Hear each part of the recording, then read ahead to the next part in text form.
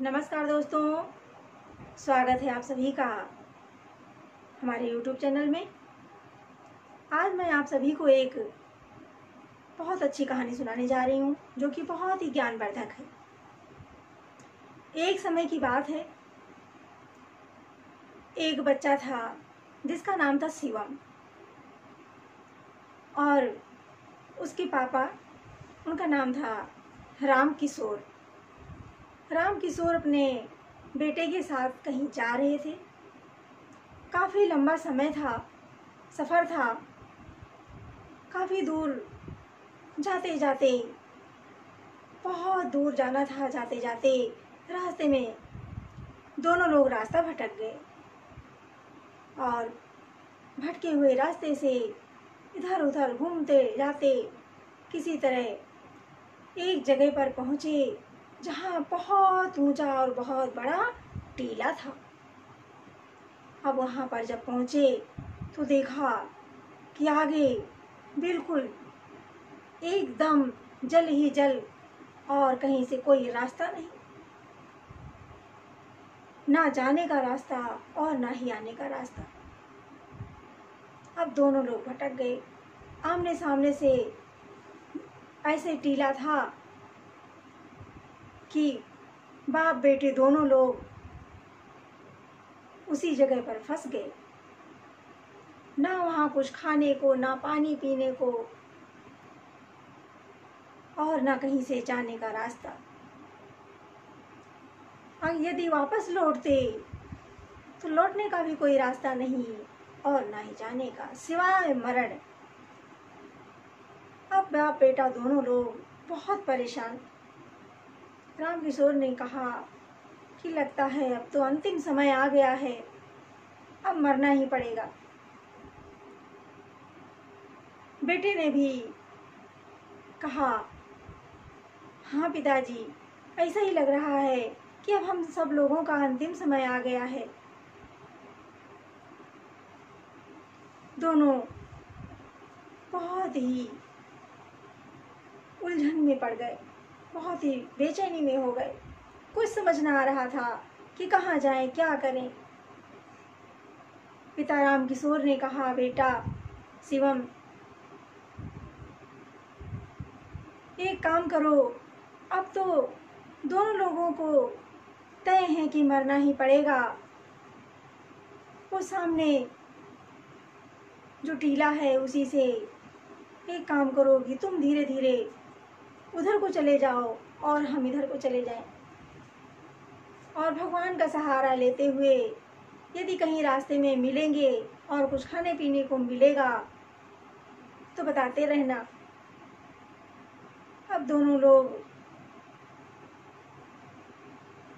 अलग अलग हो गए। बेटा अलग के रास्ते में चला गया और पिता अलग के रास्ते में। बेटा जब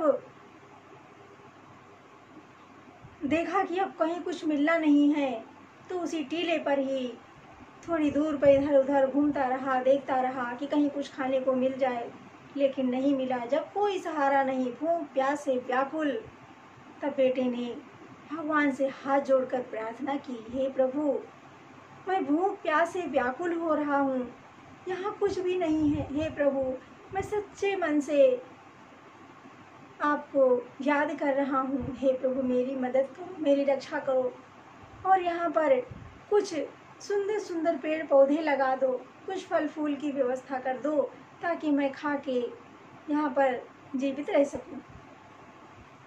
उसने प्रार्थना किया और देखा कि टीले के ऊपर बड़े सुंदर सुंदर हरे भरे पेड़ उगाए और फल फूल से पूरा टीला सुंदर शोभायमान हो गया। अब तो शिवम की खुशी का ठिकाना न रहा।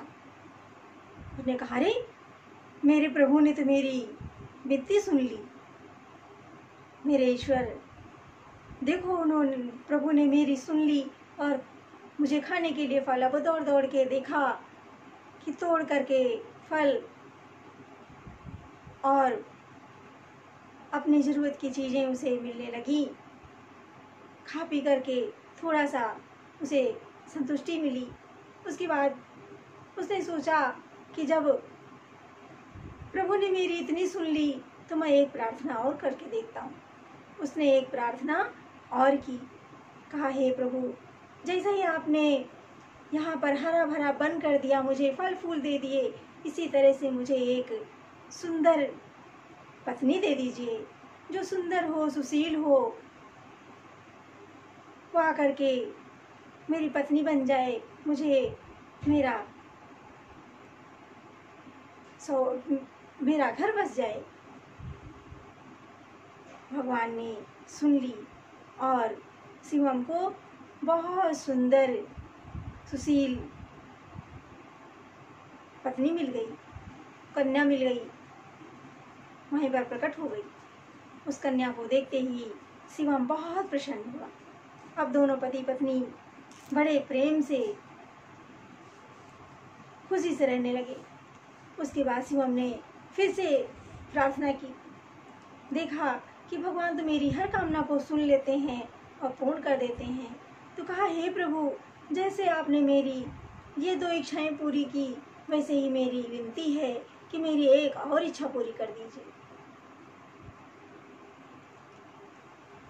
और उसने कहा प्रभु, मेरे घर परिवार, मेरा मोहल्ला, मेरे आस पड़ोस सब मुझसे छूट गए हैं, बिछुड़ गए हैं, यहाँ से जाने का कोई मार्ग नहीं है।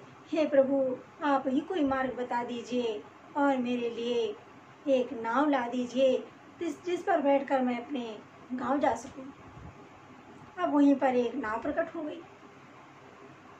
अब पति पत्नी दोनों लोग नाव में बैठ गए और अपने घर की तरफ चल पड़े। जब कुछ दूर पर गए तब देखा कि अब बीजधारा नदी में पहुंचने वाले हैं। तब आकाशवाणी हुई, अरे शिवम, अकेले जा रहे हो, अपनी पत्नी को लेकर के जा रहे हो और अपने पिता को नहीं ले जाओगे क्या? शिवम ने कहा कि नहीं नहीं, मैं अपने पिता को नहीं ले जाऊंगा, बस मेरी पत्नी है, बस ठीक है। और मैंने इतनी प्रार्थना की तो मुझे इतना सब कुछ मिला, अब मैं उनको नहीं ले जाऊंगा, उन्हें जहाँ है वहीं रहने दो, मरने दो वहीं पर और अपने करने का फल भोगने दो। ऐसे उल्टी सीधे व्यंग वचन अपने पिता के लिए बोल दिया। उसके बाद फिर से आकाशवाणी हुई कि जानते हो शिवम, तुम अपने पिता के लिए कैसे शब्द का प्रयोग कर रहे हो? ये जो कुछ भी तुम्हें मिला है ये सब उन्हीं की देन है। और क्या आपने सोचा है कि आपके पिता ने आपके लिए क्या प्रार्थना की है? बोले अरे कुछ उल्टा सीधा किया होगा, मुझे नहीं पता और मुझे जाने दो, मुझे देर हो रही है, मुझे कुछ नहीं सुनना। बोले नहीं। आकाशवाणी हुई और कहा कि नहीं, सुन लो कि तुम्हारे पिता ने तुम्हारे लिए क्या प्रार्थना की। शिवम सुनने लगा। आकाशवाणी ने बोला कि तुम्हारे पिता ने सच्चे मन से ईश्वर से प्रार्थना की कि हे प्रभु, मैं सच्चे मन से आपकी प्रार्थना करता हूँ, हे प्रभु, मेरा बेटा जहाँ कहीं भी हो उसे स्वस्थ रखना, उसे खुशहाल रखना और उसके जीवन को खुशियों से भर देना, वो जहाँ रहे खुशहाल रहे। जब उसने देखा कि मेरे पिता ने मेरे लिए इतनी सारी प्रार्थनाएं की, तब वो शर्म से लज्जित हो गया। तो मेरे प्यारे दोस्तों, हम कितने भी भगवान से प्रार्थना करते हैं, लेकिन जब तक हम अपने माता पिता का सम्मान नहीं करते तब तक हमारी प्रार्थना भगवान भी नहीं सुनते। भगवान सुनते हैं, तभी जो माँ बाप हमारे ईश्वर रूपी माँ बाप हैं, हमें सबसे पहले उनका सम्मान करना चाहिए। तो बच्चे ने तो केवल अपने लिए प्रार्थना की, लेकिन पिता ने अपने लिए नहीं, अपने बच्चे के लिए किया, अपने बेटे के लिए प्रार्थना किया। तो मेरे प्यारे दोस्तों, इसमें आपको ये प्रसंग, आपको ये कहानी कैसी लगी, और यदि आप शिवम की जगह होते तो क्या करते, और यदि राम किशोर की जगह पर होते, पिता की जगह पर होते तो क्या करते, सब लोग अपने अपने विचार कमेंट बॉक्स में लिखकर हमें ज़रूर बताएं। सभी को मेरा प्रेम भरा नमस्कार।